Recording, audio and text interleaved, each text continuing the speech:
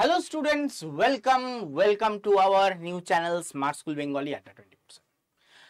আমাদের এই ছোট্ট ছোট্ট ভাই বোনের একটা দাবি করেছিল, স্যার কিভাবে আমরা মক টেস্ট তো দিচ্ছি, সেটা অ্যানালাইসিস করব কিভাবে আমার মার্কসটা ইমপ্রুভ করব, আমি এখন যে মার্কস পাচ্ছি সেটা কিভাবে বাড়াবো।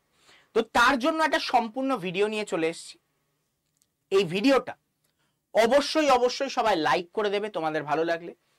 চ্যানেলটাকে সাবস্ক্রাইব করতে ভুলো না। এই কারণে বলছি চ্যানেলটাকে সাবস্ক্রাইব করো, কারণ হচ্ছে কোনো কারণে যদি ইম্পর্টেন্ট কোনো ভিডিও মিস করে যায়, হয়তো তুমি এই বছরের পরীক্ষাটাও মিস করে যেতে পারো।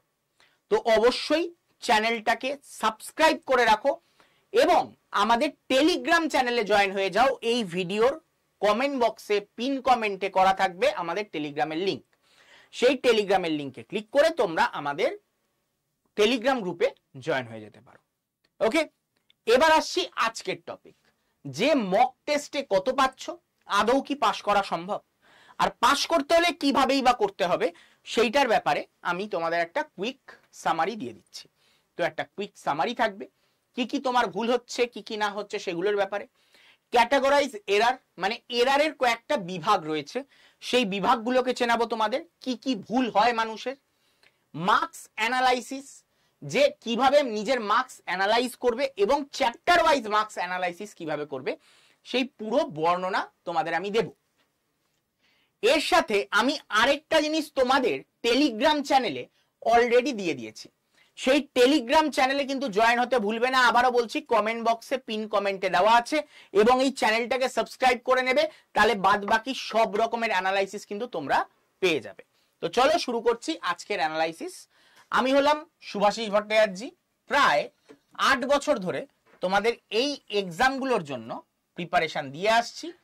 বায়োলজি পরীক্ষার জন্য, বায়োলজির জন্য এইসব পরীক্ষায় আমি তোমাদের গাইড করে আসি।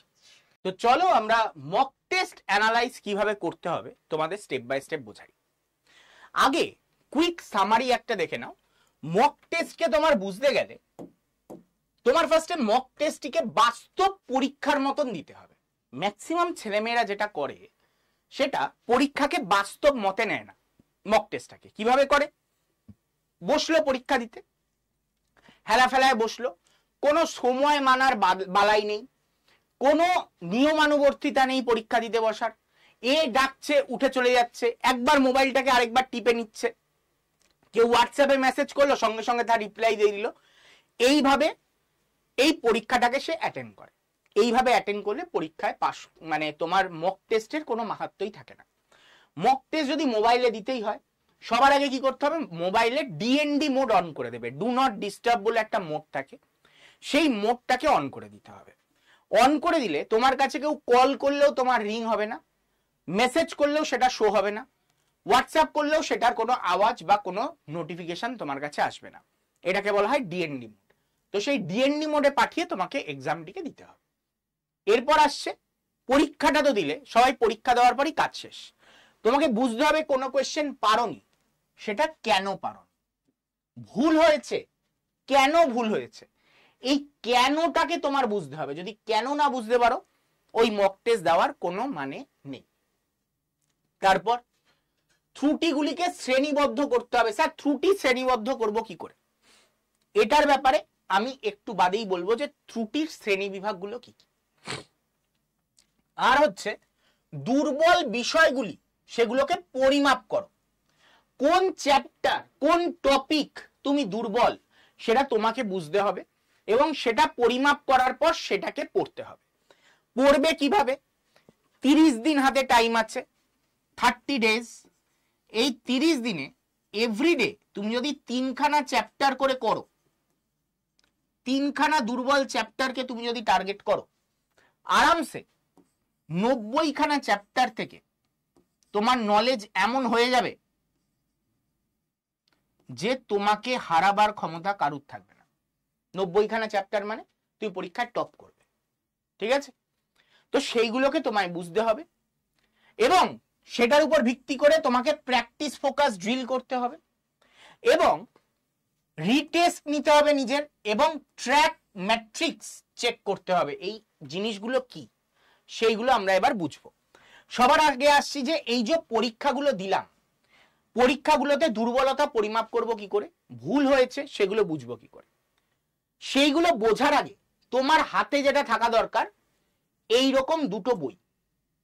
কি কি? একটা অবশ্যই সাতটা পাবলিকেশনের, আরেকটা হচ্ছে ধন্বন্তরীর মতন বই। এই বইগুলো তোমায় কি সাহায্য করবে? Chapter wise practice. এটা কখন দরকার পড়বে? তো চলো আমরা চ্যাপ্টার ওয়াইজ প্র্যাকটিস দরকার পড়বে কখন সেটা বোঝার জন্য একটুখানি এক স্টেপ এগিয়ে যাই। চ্যাপ্টার ওয়াইজ প্র্যাকটিস করার জন্য সবার আগে তোমাকে একটা ফুল লেন্থ মক টেস্ট দিতে হবে। পুরো প্রসেসটা বলছি, শুরু থেকে শেষ অবধি শুনবে। তোমাকে একটা first chapter full length mock test দিতে হবে। মক টেস্ট দিলে কিছু নাম্বার পেলে, কিছু ভুল হলো, কিছু পারোনি। এবার পারোনি মানে তুমি সেটা পড়োনি, তোমার কি রয়েছে সেটার ব্যাপারে নলেজ গ্যাপ। তার মানে তুমি পারোনি মানে তুমি জানো না, মানে সেটা কোনো কারণে তোমার সেটা পড়া হয়নি বা সেটার কনসেপ্ট তোমার ক্লিয়ার নেই, তুমি পারোনি। হয়তো তোমার নলেজ নেই, নয়তো তোমার কনসেপ্ট নেই, দুটোর মধ্যে যে কোনো একটা হবে, সেটাকে আমরা বলবো নলেজ গ্যাপ। স্যার ভুল অ্যান্সার হলেও নলেজ গ্যাপ হতে পারে? হ্যাঁ, হতেই পারে। ভুল অ্যান্সার, তুমি ভুল অ্যান্সার এই কারণেই দিয়েছো কারণ সেটার অ্যান্সার জানতে না, সেটাও নলেজ গ্যাপের মধ্যে পড়ছে। আর না পারা সম্পূর্ণটাই নলেজ গ্যাপের মধ্যে পড়ে। তুমি জানো না কোনো কিছুর উত্তর, তার মানে কি নলেজ গ্যাপ। সেটা হতে পারে তোমার ওটার ব্যাপারে জ্ঞান নেই, বা হতে পারে সেটার ব্যাপারে কনসেপ্ট ক্লিয়ার নেই। ক্লিয়ার? তার মানে যেটা পারোনি ওইটার ব্যাপারে তোমাকে পড়তে হবে। তারপরে আসছি অ্যাপ্লিকেশন প্রবলেম সলভিং এরার। মানে তুমি ধরো কোনো অঙ্ক তুমি জানো, নলেজ গ্যাপ নেই তোমার, কিন্তু করতে গিয়ে কাউন্টে ভুল করে দিয়েছো। এই ধরনের জিনিসকে কি বলবো? অ্যাপ্লিকেশন বা প্রবলেম সলভিং গ্যাপ বা প্রবলেম সলভিং এরার। এটা তোমার তখন হতে পারে যখন তুমি কাউন্টিং মিস্টেক করেছো, ম্যাক্সিমাম ক্ষেত্রে understood concept but applied wrongly. Concept তো বুঝেছি কিন্তু অ্যাপ্লাই করতে গিয়ে আমার ভুল হয়ে গেছে, এটা হতে পারে। আরেকটা কি হতে পারে? সিলি বা কেয়ারলেস মিস্টেক, এটার কোনো ক্ষমাই নেই। অন্যগুলো তাও ক্ষমা মার্জনা রয়েছে, এটার কোনো ক্ষমা নেই। পরীক্ষার হলে অ্যাভারেজ স্টুডেন্টদের 5 থেকে 6 মার্কস সিলি মিস্টেকে কাটা যায়। কত? 5 থেকে 6 মার্কস। স্যার ওই 5 থেকে 6 মার্কস যদি বেড়ে যেত কত র্যাঙ্কের তফাৎ হতে পারতো? মোটামুটি 5 থেকে 6 মার্কস বাড়লে তোমার পিছন দিক থেকে 4 থেকে 5,000 র্যাঙ্ক তুমি এগিয়ে আসতে পারতে। তার মানে 4 থেকে 5,000 র্যাঙ্ক তুমি পিছিয়ে গেলে জাস্ট তোমার কয়েকটা সিলি মিস্টেকের জন্য। তো সেটা যাতে না হয় সেই দিকে নজর রাখতে হবে। এটা ঠিক করার পদ্ধতি একটু বাদে আমি বলছি, সিলি মিস্টেক ঠিক করা। এবার আসছি টাইম ম্যানেজমেন্ট। টাইম ম্যানেজমেন্ট মোটামুটি এই কম্পিটিশনে, যেমন বললাম আমি সিলি মিস্টেক সবাইকে 5,000 মতন র্যাঙ্ক পিছনে ঠেলে দেয়, তেমনি টাইম ম্যানেজমেন্ট না করতে পারা মোটামুটি 15 থেকে 20টা কোয়েশ্চেন তোমাকে দেখতেই সময় দেয় না। মানে 15 থেকে 20টা কোয়েশ্চেন এমন হবে যে তুমি দেখতেই পাবে না। ওই 15 থেকে 20টা কোয়েশ্চেনের মধ্যে অন্তত 10টা পারতে, আর 10টা যদি পারতে মোটামুটি 10,000 র্যাঙ্ক মতন ইমপ্রুভ হওয়ার সম্ভাবনা ছিল, যেটা তোমার হাত থেকে বেরিয়ে গেল। তার মানে এটাও তোমার কি করলো? আরো 10,000 র্যাঙ্ক তোমাকে পিছনে ঠেলে দিল। মানে তোমার এই দুটো জিনিসই তোমাকে এমন একটা জায়গায় ধাক্কা মেরে পাঠিয়ে দেয় যেখান থেকে তোমার আর এই বছরের সিলেকশন হলো না। কারণ এসসি এসটি হলে এর থেকে বেশি তো সিলেকশন পাবে না, 15,000-এর বেশি। 15,000 র্যাঙ্ক অব্দি এসটিরা সিলেকশন নিতে পারে, তারপরে তো আর পারবে না। তাহলে কি হয়ে গেল? তোমার সিলেকশন হলো না। এসটিদের ক্ষেত্রে আমি বলছি, এসটিদেরও সিলেকশন হবে না যদি এইরকম ভুল করে ফেলো। ওকে, এবার আসছি স্ট্র্যাটেজি বা ইন্টারপ্রিটেশন, মিসআন্ডারস্টুড কোয়েশ্চেন স্টাইল। অনেক সময় কোয়েশ্চেনের স্টাইল মিসআন্ডারস্টুড করে দেওয়া, যেমন মাঝে মাঝে নয় আর হয় এই টাইপের কোয়েশ্চেনে সবাই ভুল করে বসে। ম্যাক্সিমাম ক্ষেত্রে সবাই এই পরীক্ষায় ক্যাটাগরি 2 এর কোয়েশ্চেনে এই ভুলগুলো করে। Strategic mistake. ABCD এর মধ্যে A আর B সঠিক উত্তর, কিন্তু নিজের মনের মধ্যে ঘুরছে এ তো সঠিক, আমি শিওর, আমার কেন জানি না হচ্ছে সিও হতে পারে, তাই না? A আর C দুটোই দাগিয়ে চলে আসে। সব থেকে বড় ভুল। এ আমি শিওর, এতে দাগাবো। আমি সি শিওর নই, আন্দাজে মনে হচ্ছে, আমি অ্যান্সারই করব না। আমি যেটা শিওর সেটা অ্যান্সার করব। ক্যাটাগরি 2 তে এই স্ট্র্যাটেজিক মিস্টেক সব থেকে বেশি পরিমাণ হয়ে থাকে। আর ইন্টারপ্রিটেশনে ভুল এটা ম্যাক্সিমাম হয় বা নয় টাইপের কোয়েশ্চেনে। এদের মধ্যে কোনটি নয় সবাই পড়ে ফেলে, এদের মধ্যে কোনটি হয়, ব্যাস ভুল অ্যান্সার করে দিয়ে চলে এলো। এইটা যাতে না হয়। আরেকটা কি, মেমোরাইজেশন, ফরগেট ফ্যাক্ট বা ফর্মুলা। কোন একটা কোয়েশ্চেন তুমি পড়ে গেছিলে, ইনফরমেশনটাই ভুলে গেছো, পুরো কোয়েশ্চেনটা হয়ে গেল একেবারে মাথা থেকে সাফ। তার ফলে কি হয়ে গেল, তোমার এই পরীক্ষা থেকেও তোমার পালা সাফ হয়ে গেল। তো তুমি যখন মক টেস্ট দিচ্ছ, তোমার 1 2 3 4 5 6 এই 6 ধরনের মিস্টেক তোমার হতে পারে। তোমাকে অ্যানালাইজ করতে হবে যে তোমার কোন মিস্টেকটা কোন জায়গায় হয়েছে। ওকে, এইবার কোনগুলো তোমার নলেজ গ্যাপের জন্য, সেগুলোকে তোমাকে আইডেন্টিফাই করতে হবে। নলেজ গ্যাপের জন্য কোনগুলো হয়, সলভিং এরর নলেজ গ্যাপে হতে পারে, ঠিক আছে, একটু আধটু হতে পারে। তাই মেইনলি নলেজ গ্যাপ এই পয়েন্টটা এবং এই পয়েন্টটা, ঠিক আছে, এই দুটো জায়গা ম্যাক্সিমাম ক্ষেত্রে আমাদের কিসের জন্য হয়, আমাদের পড়া হয়নি তাই জন্য হয়। তো অন্যগুলোকে তোমার প্র্যাকটিসের মাধ্যমে ঠিক করতে হবে। যেমন টাইম ম্যানেজমেন্ট বা স্ট্র্যাটেজি ইন্টারপ্রিটেশন, এগুলো তোমাকে প্র্যাকটিসের মাধ্যমে ঠিক করতে হবে। কিন্তু এই দুটো জিনিস যখন হবে, সেটাকে তোমার কি করতে হবে, এই দুটো জিনিস তোমাকে পড়েই উদ্ধার করতে হবে। এইবার কি করবে, তার জন্য তোমাদের এরকম একটা চার্ট বানাতে হবে। দেখো আমি এখানে চার্ট বানিয়েছি, একটা মক টেস্টের ডেট দিয়েছি, স্কোর টোটাল কত, কততে কত পাচ্ছ। তুমি একটা পরীক্ষা দিলে, তুমি সেটাতে 115তে 68 পেয়েছো। তুমি একটা চার্ট বানিয়ে অমুক তারিখ পরীক্ষা দিয়েছো, এত মার্কস পেয়েছো, সেটা লেখো। ক্যাটাগরি 1 কারেক্টেড অ্যাটেন্ড, তার পার্সেন্ট এখানে দাও। ক্যাটাগরি 2 এখানে টাইম ভুল করে চলে এসছে, হ্যাঁ, এখানে কতগুলো কারেক্টেড অ্যাটেন্ড সেই পার্সেন্টেজটা দাও। ধরো 53.1% কিছু একটা এলো, সেটা দাও। সিলি এরার্স, কটা সিলি মিস্টেক করেছো। সিলি মিস্টেক মানে জানতে হয় নয় পার্থক্যতে ভুল লাগিয়েছো, বা ধরো 1 2 3 4 করে অ্যান্সার করছিলে, পরপর একটা ঘর করে পিছিয়ে চলে গেছে এবং সব কটা পরপর এমসিকিউ ভুল হতে শুরু করে দিয়েছে। এই টাইপের মিস্টেক গুলো, সেগুলোকে বলা হয় সিলি মিস্টেক। এগুলোকে দেখো। এবং এই পরীক্ষায় তুমি দেখতে পাবে যে তোমার 5 থেকে 6টা চ্যাপ্টার এমন বেরোলো, 5 থেকে 6টা, যেগুলোতে হয়তো তোমার নলেজ গ্যাপ ছিল, মানে যে অ্যান্সার গুলো তুমি পারোনি বা করতে পারোনি, মানে তোমার নলেজেই ছিল না, হয়তো তার নলেজ গ্যাপ ছিল, না হলে পড়তে গিয়ে মানে ওই মুহূর্তে গিয়ে ভুলে গেছো। এটা তুমি বার করতে পারবে, নির্ধারিত করতে পারবে। কি করবে, ধরো আমার ওই কোয়েশ্চেনে অ্যান্সার করতে গিয়ে আমি দেখতে পেয়েছি সাইটোলজির যে কোয়েশ্চেনগুলো, সাইটোলজির কোয়েশ্চেনগুলো আমি পাচ্ছিলাম না পরীক্ষায়, আমি স্পষ্ট বুঝতে পারবো। ইলেকট্রিসিটির কোয়েশ্চেনগুলো আমি একেবারে মাথাতেই ঢোকেনি, আর ইনঅর্গানিকের কোয়েশ্চেনগুলো আমার মাথার উপর দিয়ে গেছে। এবার আমি কি করব, আমি টার্গেট নিলাম, কি বললাম, 30 দিনে 3টে করে চ্যাপ্টার। তাহলে এই 3টে চ্যাপ্টার আমি একদিনের মধ্যে এত ভালো করে পড়বো যাতে কেউ আমাকে এই 3টে চ্যাপ্টার থেকে একটা কোয়েশ্চেন দিলেও যাতে আমাকে ঘায়েল করতে না পারে। সেটা এই যে এখানে বায়োলজি, ফিজিক্স, কেমিস্ট্রি দিয়েছে, এটা হতেই পারে অঙ্কের চ্যাপ্টার, এটা হতেই পারে তোমার রিজনিং এর চ্যাপ্টার, যেটা তোমার মনে হচ্ছে ইমপ্রুভ করা দরকার। আমি বলবো মেইনলি তুমি এখানে ফিজিক্স, কেমিস্ট্রি, বায়োলজির উপরেই ফোকাস করো, আর ম্যাথের উপরে করতে পারো। অন্যগুলোর উপরে করে রিজনিং খুব বেশি তুমি আহামরি কিছু করে নিতে পারবে না, হয়তো 1 মার্কস আসবে, 1 মার্কসের জন্য এত খাটার মানে হয় না। কিন্তু এই চ্যাপ্টারগুলো যেগুলো লিখেছি, এগুলো কিন্তু হিউজ মার্কস ক্যারি করে। তো এইগুলো যদি পড়ে নাও, তোমার ডেফিনেটলি এই এরকম টাইপের 3টে চ্যাপ্টার মানে তোমার 10 মার্কস ইমপ্রুভ হয়ে যাবে।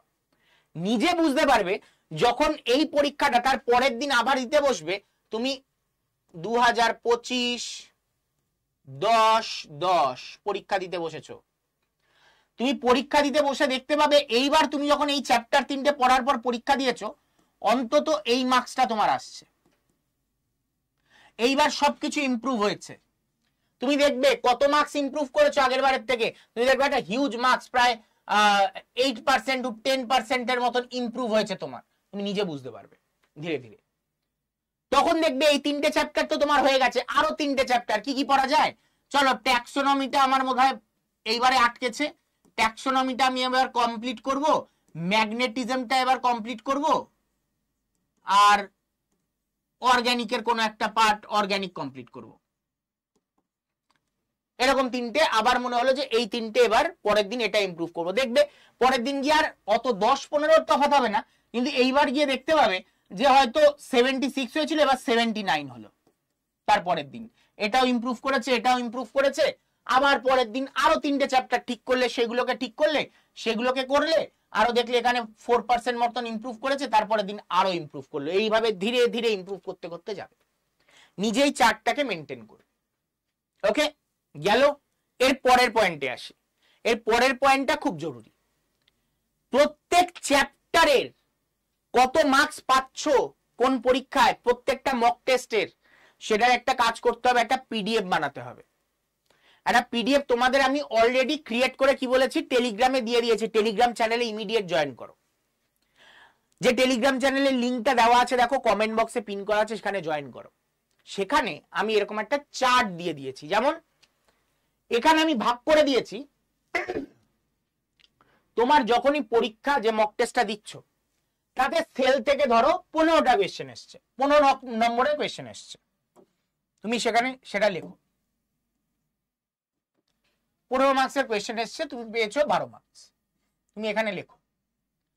সেল ডিভিশন 5 মার্কস এসছে, তুমি পেয়েছো 4 মার্কস, লেখো এখানে।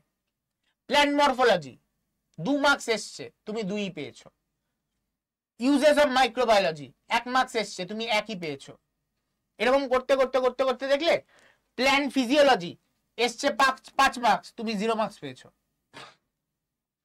তার মানে স্পষ্ট যে প্ল্যান্ট ফিজিওলজিতে তো মারাত্মক লেভেলের তোমার ঘাটতি রয়েছে, নির্ধারণ করতে পারলে।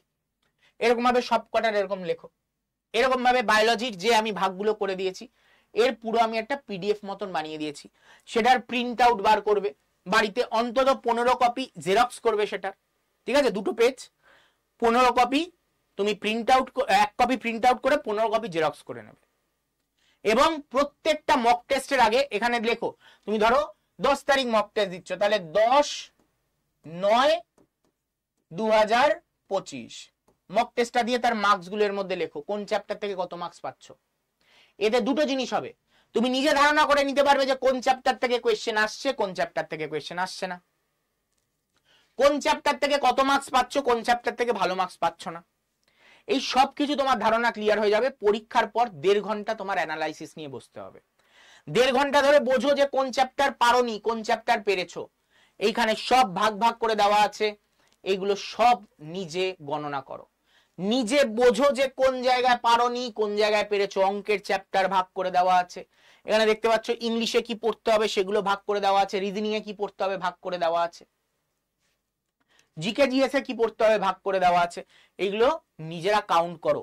এখানে তোমরা আউট অফ কত মার্কস তুমি পাচ্ছ সেগুলোকে লেখো। স্যার প্রত্যেক চ্যাপ্টারের ইমপ্রুভমেন্টের জন্য কি করব?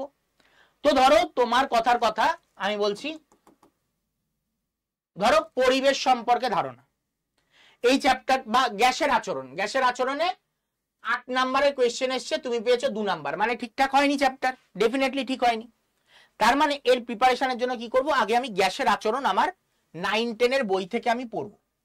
এটা 10 এর সিলেবাস, তো 10 এর বই থেকে আমি পড়বো। আমার বই পড়া হয়ে গেল। এইবার আমি এই ধন্বন্তরী বইটায় যাব, এই ধন্বন্তরীর বইটায় যাব, আমি এই ধন্বন্তরীর বই দেখে এইবার এই চ্যাপ্টারটায় যা যা কোয়েশ্চেন আছে সেগুলোকে সলভ করব, সব করে ফেলবো, কিচ্ছু রাখবো না। হয়ে গেল। এইবার আমি যাব হচ্ছে মক টেস্টে। এইবার আমি যাব আড্ডা 247 এর মক টেস্টে। প্রথম মক টেস্টটা তো দিয়েছিলাম, আমি মার্কস জানতে পেরেছি, 68 পেয়েছি। এবার আমি দ্বিতীয় মক টেস্টটা এবার দেবো, আমার পড়া হয়ে গেছে, এবার আমি দ্বিতীয় মক টেস্ট। আমার দ্বিতীয় মক টেস্ট কি ইমপ্রুভ হলো? দেখবো হ্যাঁ 1-2 নম্বর হলে ইমপ্রুভ হয়েছে। আবার আমি নতুন 3টে চ্যাপ্টার পড়বো, আবার তারপর আরেকটা পরীক্ষা দেবো, দেখবো যে আরো 1-2 নাম্বার ইমপ্রুভ করেছে। আবার আরো 3টে চ্যাপ্টার পড়বো, আবার পরীক্ষা দেবো, দেখবো আবার 1-2 নম্বর ইমপ্রুভ করেছে। এরকম করতে করতে এক সময় দেখবে 100 গন্ডি তোমরা পার করে যাচ্ছ। এই 30 দিনে। ঠিক আছে স্যার, কত মার্কস হলে এখনো আমার পক্ষে পাস করা সম্ভব? এটা নিয়ে প্রচুর কোয়েশ্চেন এসছে। দেখো একদম কঠিন বাস্তব বলছি, একদল আছে যারা পাস করবে না, এই কঠিন বাস্তব মেনে নিতে হবে, পাস করবে না, একদল থাকবে। এক দলের সম্ভাবনা 50-50, মানে এরা খাটলে এখনো পাস করতে পারে, যারা 50-50 সম্ভাবনা।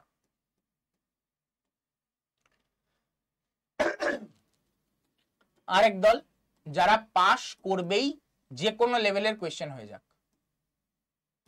তুমি কোন বিভাগের অবশ্যই কমেন্ট করে জানাবে, লজ্জা না পেয়ে। আমি বলে দিচ্ছি, যারা যারা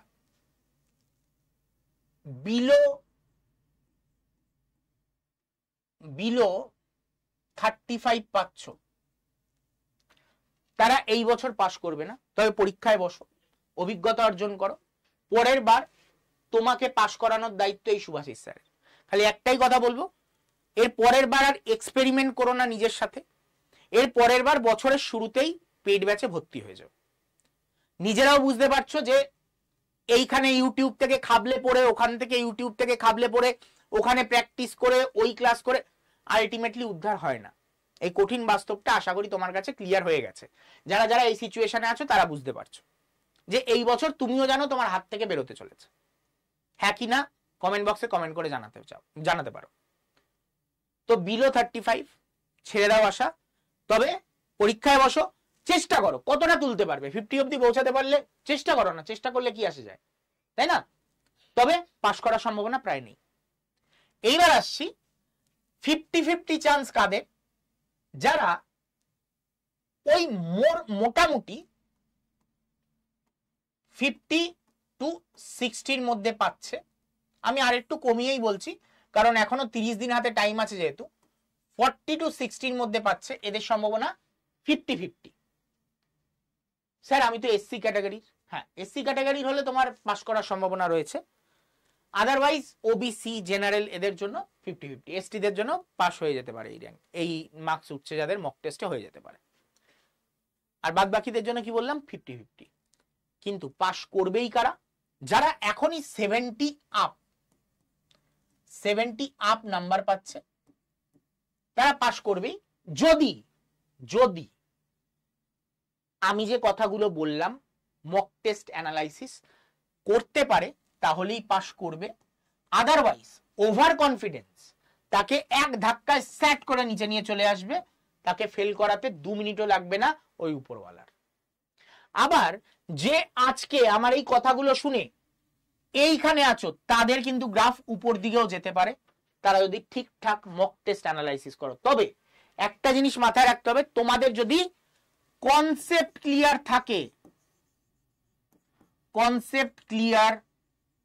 থাকে, তাহলেই এটা সম্ভব। কারণ এক্সাম ডেট আশা করি তোমরা জেনে গেছো। এক্সাম ডেট কবে? 19/10/2025। যারা ভেবেছিলে পরীক্ষা হবে না, তাদের সর্বনাশ খুব নিকটে আসছে। এখনো সম্ভাবনা আছে। তোমাকে যেটা করতে হবে, তোমার এই মক টেস্টের মাধ্যমে তোমার গ্রাফকে উপরে নিয়ে যেতে হবে।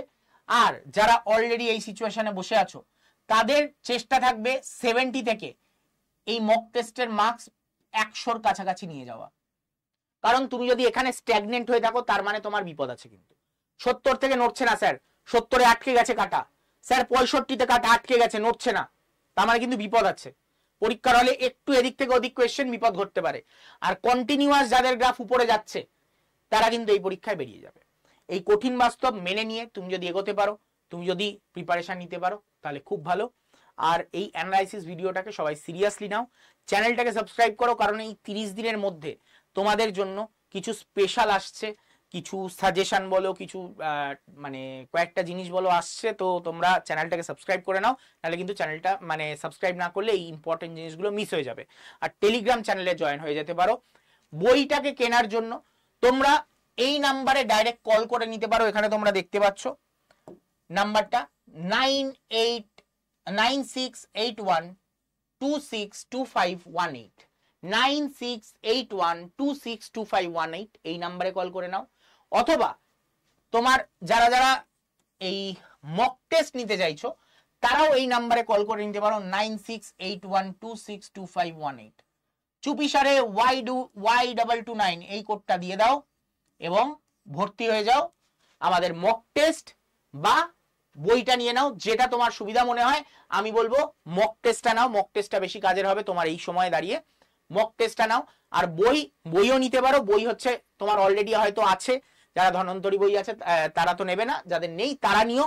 আর মক টেস্টটা সবাই নাও, যাদের যাদের ব্যাচে আছো তাদের মক টেস্ট লাগবে না, তাদের মক টেস্ট ফ্রিতেই দেওয়া আছে। আশা করি তোমরা দেখছো আমাদের সাজেশন নিয়ে আগেরবার কিন্তু এতজন পাস করেছিল, তোমরা দেখতে দেখতে হাঁপিয়ে যাবে যে কতজন পাস করেছে। আমি র্যান্ডাম এটা মুভ করাতে থাকছি, তোমরা দেখতে পাচ্ছ। তো এরা কিন্তু আগের বছর পাস করেছিল, তোমরাও কিন্তু পরের বছর এই দলে নাম লেখাতে পারো, তোমরাও নিজেদের স্বপ্ন পূরণ করতে পারো যদি আমার এই কথাগুলো মেনে চলো। আর না মানলে তোমার ইচ্ছা, তুমি তোমার জীবন কিভাবে কাটাবে তোমার উপর নির্ভর করছে। তো এখনো মানে চলেই যাচ্ছে। যাই হোক, আরো ছিল, আরো ছবি আছে, সবকটা দেখানো সম্ভব নয়। তো চলো আজকের মতো এই সেশন এখানেই শেষ করছি। আবারও বলছি, কোনো মক টেস্ট বা বই নেওয়ার হলে এই কোডটা Y229 এই কোডটা ইউজ করে কিন্তু নিয়ে নিতে পারো। আর বারবার বলছি, সাবস্ক্রাইব করো। তোমরা সাবস্ক্রাইব না করার জন্য অনেক ইম্পর্টেন্ট ভিডিও কিন্তু মিস করে যাচ্ছ, ইম্পর্টেন্ট অনেক টপিক মিস করে যাচ্ছ। সাবস্ক্রাইব করতে ভুলো না, সাবস্ক্রাইবটা করে নাও। দেখা হবে তোমাদের সাথে নেক্সট ইম্পর্টেন্ট ভিডিওতে। ততক্ষণের জন্য টাটা, গুড বাই, বিদায়।